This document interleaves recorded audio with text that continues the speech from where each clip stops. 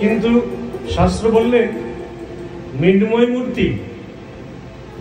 মূর্তিকে কিছুক্ষণের জন্য মৃন্ময়কে চিন্ময় করে নেওয়া হয়, প্রাণ দান করে, চক্ষু দান করে প্রাণ প্রতিষ্ঠা করা হয়, তারপর মৃন্ময় মূর্তির পূজান্তে বিসর্জন।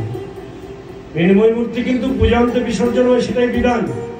আপনি 1 বছরের জন্য রেখে দিয়েছেন বিশ্বহরি মাকে, মা কালীকে, সেটা কিন্তু আর প্রাণবন্ত নয়, সেটা কিন্তু সেই কুমার বাড়িতে পড়ে থাকা প্রতিমার মতোই, যার মধ্যে কোনো প্রাণ নেই। কেননা ব্রাহ্মণ দেবতা পূজান্তে তাকে বিসর্জন করে দিয়েছেন, দর্পণ বিসর্জন করে দিয়েছেন, মন্ত্রের মাধ্যমে বিসর্জন করে দিয়েছেন, সেটার মধ্যে আর প্রাণ নেই, তাকে রেখে কি হবে।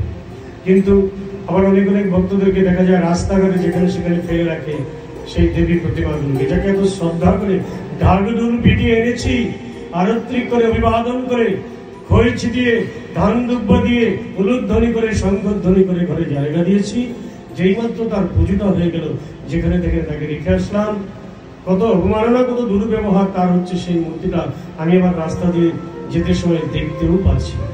তো সকলের শ্রী চরণে আমার এই নিবেদন, এমন করে কেউ সেই মূর্তিগুলোকে রাখবেন না রাস্তার ধারে কোনো বাজে জায়গাতে, নদীতে বিসর্জন দিয়ে দিন। বিসর্জন দেওয়াটাই মঙ্গলজনক, শ্রেয়। তাতে আপনি দেবদেবীর প্রতি কোনো দেবদেবী অসন্তুষ্ট হবে না।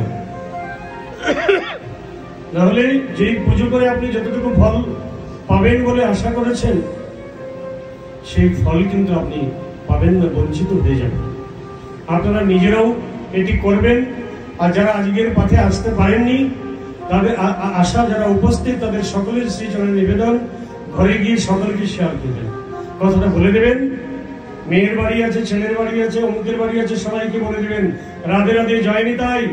এতদিন করেছো, এখন থেকে যেন কোনো দেবদেবীর প্রতিমার এমন অবহেলা না হয়। যাকে কাঁধে তুলে নেচে এনেছি, ভালো মন্দ আগে থেকে জোগাড় করে তাকে খাইয়েছি, না খেয়ে উপবাস থেকে পুষ্পাঞ্জলি করেছি, দুঃখ বেদনা নিবেদন করেছি, আর তার পূজান্তে তাকে এত অবহেলা, সেটা যেন কদাপি না হয়। বারবার সকলের শ্রীচরণে নিবেদন। এইভাবে এই কথাগুলো আমাদের জেনে মেনে চলতে হবে প্রকৃতই, তবে আমরা ভগবানের কাছে, ভগবানের প্রিয় পাত্র, সদ্গুরুর প্রিয় পাত্র, আদর্শ গৃহস্থের জীবনযাত্রা পূর্ণ করতে পারব। এটাই গৌর হরিবল।